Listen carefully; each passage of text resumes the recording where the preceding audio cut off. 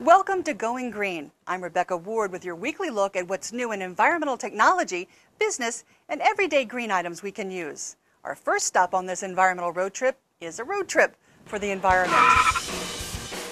Two actors and an internet entrepreneur are driving around the United States trying to bring awareness to the environmental cause, and they're sharing their experiences on their website, yurt.com. That's yurt, spelled Y-E-R-T.com. VOA caught up with two of the three-person Yurt team on the National Mall in Washington. Mark Dixon, Ben Evans, and Ben's wife Julie quit their jobs last July, sold all their possessions, bought a hybrid car, and hit the road. The threesome's been crisscrossing the country ever since. Do you know what our national environmental policy is? No. Either do I. That exchange could make its way to the Yurt website, along with 24 other videos the trio has produced on their travels. Like this one from wintry Rochester, New York. Can you help us save the polar bears? They're drowning because they can't swim very far. I mean, they can swim far. What's next for the Yurt team? They say they hope to make a film and write a book and live the lessons they learned on your environment road trip. I'm Martin Seacrest, voanews.com. Now to the British Isles for more energy efficiency. If Dunster Castle were a car, it would be a gas-guzzling Hummer, or so you might think. But this massive 1,000-year-old fortress is at least partially fueled by the sun.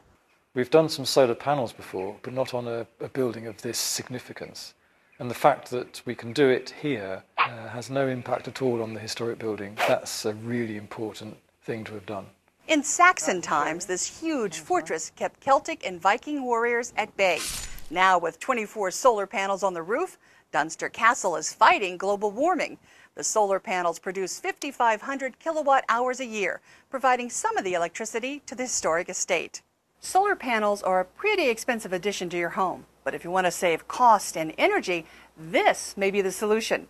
As a matter of fact, the U.S. Congress has mandated more efficient light bulbs by 2012, the European Union by 2010. No problem, you say.